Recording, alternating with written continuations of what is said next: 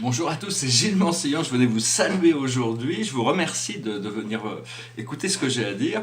C'est marrant, je vais faire une nouvelle bulle aujourd'hui, hein, parce que ces vidéos c'est des sortes de bulles, beaucoup de gens, je suis conscient, ne vont pas forcément prendre au sérieux toutes ces choses dont je parle sur l'existence éternelle de Dieu, des extraterrestres, de la nature éternelle de l'âme, toutes ces choses, mais il est certain que d'ici quelques générations, ces choses seront des évidences, on se reconnaîtra nous-mêmes comme différents de ce que l'on peut s'être reconnu par le passé. Et donc voilà, je vais tirer quelques cartes pour voir ce que les archanges peuvent nous enseigner aujourd'hui. La plus haute sagesse pour nous aujourd'hui, c'est le page d'Ariel. Alors le page d'Ariel, traditionnellement, c'est la renaissance, c'est le renouveau de nouvelles énergies très très subtiles. Et ici, c'est un page qui est digne de confiance, intelligent, instruit, équilibré. Une excellente opportunité s'offre à vous. Études ou formation. Il est temps de se remettre au travail ou de se mettre au travail. Donc voilà, elle est dans sa librairie. Hein, il y a toutes sortes de choses, on n'a plus aucune excuse pour ne pas s'éduquer. C'est très important de comprendre que l'éducation, toute la réussite passe par l'éducation. Et avec l'Internet, maintenant, on a accès à toute l'information de chez soi. Il n'y a vraiment plus aucune excuse. Par rapport à ça, ils ont fait une étude aux États-Unis pour dire que l'Américain moyen lit à peu près un livre et demi par an. Alors que le multimillionnaire ou le milliardaire moyen aux États-Unis lit 50 livres par an. Ça montre l'intérêt pour l'éducation. Les gens qui ont beaucoup de réussite savent qu'il faut toujours s'éduquer, hein, il faut toujours s'enrichir. Ça ne veut pas dire que l'argent soit l'aboutissant de toutes les réalités de la vie comme on le fait aujourd'hui, parce que c'est juste un outil qui nous permet de manifester notre vie de manière plus confortable. Donc il faut absolument continuer à s'instruire. Et donc ce que l'on doit comprendre ici, c'est le 10 d'Ariel. Le 10 d'Ariel, traditionnellement, c'est la richesse intérieure manifestée extérieurement. Et ici, elle nous dit, vous avez tant de raisons d'être reconnaissant à la vie. Réussite sur le plan financier, retraite à l'horizon, une vie de famille riche et gratifiante. Donc il faut comprendre ça, il faut s'aligner avec toutes ces possibilités. Là, c'est des cartes qui sont des cartes de terre, on est dans le taureau, bon anniversaire à tous les taureaux. Le taureau qui est le signe le mieux intégré sur Terre, c'est un signe terrestre fixe. Ce que l'on doit faire, c'est le 7 de Raphaël. Traditionnellement, le 7 de Raphaël, c'est d'être un peu trop agité. Hein. Il faut calmer, parce que si on a trop de possibilités devant nous, des fois on ne sait plus laquelle choisir, on ne sait plus quoi choisir, on tient à trop de possibilités. Donc il faut rester connecté sur ce qui est plus essentiel pour nous. Un grand philosophe qui s'appelait Lao Tzu a écrit... c'est dans le Tao Te Ching, au fond de nous-mêmes, on sait exactement qui nous sommes et ce que nous voulons. Ce qu'il faut, c'est arriver à trouver qui nous sommes vrais. C'est ce fond intérieur. Hein, Alors ici, il est dit, il est temps de prendre une décision. Identifiez clairement ce que vous devez faire ou ce que vous voulez, puis agissez. Besoin de se purifier. Toute la planète est en train de se purifier. Il y a toutes sortes de toxines qui vont remonter à la surface pour nettoyer toute cette matrice fantôme, toutes ces illusions que l'on transporte avec nous et que l'on maintient jour après jour jusqu'au moment où on accepte de la libération, on accepte la lumière.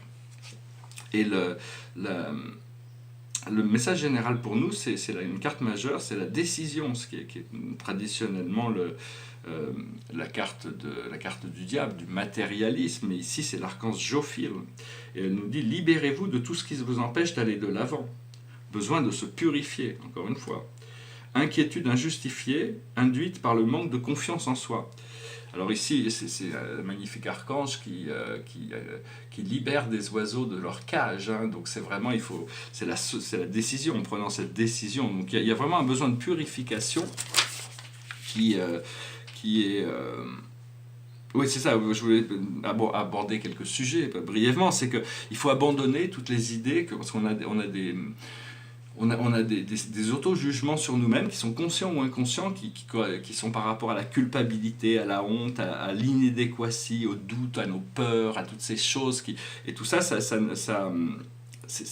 nous handicape quelque peu, donc il faut abandonner tout ça. Hein. Il n'y a plus aucune raison, parce qu'en réalité, c'est toutes ces choses qui font notre côté unique et comment on arrive à retourner à la lumière malgré notre programme karmique. C'est ça aussi la magie du programme. Hein. En réalité, on est venu ici pour tout apprendre, pour tout connaître, pour tout aimer, pour tout partager. Et donc, c'est quelque chose qui se développe jour après jour à l'intérieur de nous quand on met notre intention sur le fait de, de vouloir cette ascension, même si ce n'est pas quelque chose qui est quantifiable dans la société d'aujourd'hui, c'est quelque chose qui deviendra de plus en plus réel au fur et à mesure qu'on se réveille à cette lumière. Faut comprendre que l'amour, c'est quelque chose de libre. On ne peut pas posséder le cœur de quelqu'un. On a tous ce cœur et on a tous cette relation à l'amour. C'est quelque chose de très important qu'on doit développer, mais on doit pas essayer d'emprisonner ces oiseaux. Il faut les libérer. Au plus, l'amour qui est vrai peut être libre. Si on a toutes ces formes, tous les problèmes qui viennent par rapport à notre relation à l'amour fait que on n'est pas serein par rapport à l'amour. Mais bon, ça fait partie du programme du programme d'évolution. Et donc oui, je voulais aussi, j'écoutais un petit documentaire sur Pythagore. Alors, il y avait plein de gens qui lisaient toutes sortes de textes, mais bon, j'imagine que c'est des textes de Platon, c'était pas des textes, parce que à ma connaissance, on n'a pas retrouvé d'écrit de Pythagore. Pythagore, c'était un grand philosophe du 6e siècle avant Jésus-Christ, qui a un âge de lumière. Il y a, aussi bien dans l'Est, il y a eu c'est 6e siècle avant Jésus-Christ, il y a Confucius, Lao Tse, Bouddha, et pareil, en Grèce, il y a eu énormément aussi d'éveil de tous ces grands philosophes, tous ces philosophes présocratiques. Et Pythagore était le premier philosophe, c'était un petit jeune qui arrivait en se présentant philosophe, c'est-à-dire amoureux de la sagesse, c'est la sagesse de l'amour ou l'amour de la sagesse, c'est la philosophie. En gros, ce qu'on apprend en philosophie, généralement, c'est plus de la philologie, c'est la pensée des philosophes qui nous ont précédés, plutôt que de développer une connaissance personnelle de sagesse. Mais bon, c'est bien de commencer de s'éduquer, c'est très important à mon avis, c'est plus important de connaître la philosophie que de connaître les résultats des scores de sport professionnel, ou de connaître toutes les technicités, toutes les voitures, ou de connaître tous les maquillages, tout ça. Tout ça, c'est des connaissances superficielles, ou la télévision, toutes ces choses-là. C'est des choses beaucoup plus superficielles que la littérature au niveau culturel, c'est beaucoup plus enrichissant. Cela dit, tout est outil, tout est un outil pour l'âme, pour évoluer. Il n'y a pas de bien ou de mal, Dieu se sert de tout. Il a tout créé pour nous aider dans ce procédé d'évolution. On a le droit de choisir, et c'est grâce à nos choix qu'on détermine notre réalité. Donc, quelque chose qui était assez intéressant, c'est que Pythagore pensait que tout était nombre, tout était harmonie. C'était une situation de trouver l'harmonie avec une corde. Il parlait d'une corde. En réalité, cette corde dont il parle, c'est la corde argentée. On est d'un côté, notre conscience est au bout de cette corde, et de l'autre côté, il y a notre âme. Et quand on meurt, la corde est coupée, notre âme retourne à la lumière. Quand on décède, quand c'est la fin de notre incarnation. Donc Pythagore avait découvert ça. Il pensait que c'était quelque chose qui était assez important, qui était aussi, c'est une valeur socratique aussi, parce qu'on parle de s'aimer soi-même, mais c'est d'être amical par rapport à soi-même, c'est-à-dire abandonner tous ces sens de culpabilité, de honte, d'inadéquatie, de peur ou de doute par rapport à nous-mêmes, parce que c'est d'être son meilleur ami, arriver à reconnecter avec cette force divine. Et pour pouvoir s'harmoniser ou se réharmoniser, c'est l'harmonie que l'on recherche. D'après Pythagore, il y a des forces superficielles, des forces internes et des forces divines. C'est l'harmonisation, ce que je parlais au niveau de l'ego, de l'âme et de la présence je suis, ce qui correspond à un système d'éducation, parce que Pythagore était un éducateur avant tout. Et donc il parle aussi de la conscience linéaire, la conscience circulaire et la conscience en spirale. Et donc je trouve ça assez intéressant, parce que on vit dans une conscience linéaire, mais quand on comprend le temps et l'espace, on a toujours la possibilité de se libérer en se mettant dans un cercle. Un cercle, c'est parfait, il n'y a pas de début, il n'y a pas de fin. Mais l'idée de la spirale, c'est très important, c'est l'ADN, et savoir que toutes les énergies flottent où elles peuvent se stabiliser pendant un moment, mais généralement les énergies sont ou montantes ou descendantes, c'est-à-dire où on est dans une chaîne agréable émotionnellement ou désagréable. Ce qu'il y a, c'est que dès qu'on s'aperçoit qu'on est dans un cycle émotionnel désagréable, il faut respirer, revenir au centre pour arriver à réactiver la spirale. Tout le monde n'a pas activé ces spirales à l'intérieur d'eux-mêmes, il faut activer cette spirale, et puis les voir jusqu'où elle va, et elle est connectée à notre ADN. Donc, imaginez un petit exercice qui pourrait, c'est vous imaginez dans le noir et vous visualisez votre ADN devant vous, et vous lui envoyez de la lumière, de l'amour. C'est comme une sorte de grande échelle qui est elliptique, et on est tout en bas, et Et on passe par tout le procédé. Et quand on arrive en haut, il y a un moment d'extase. C'était une expérience. Bon, moi, j'avais fait cet exercice il y a très très longtemps.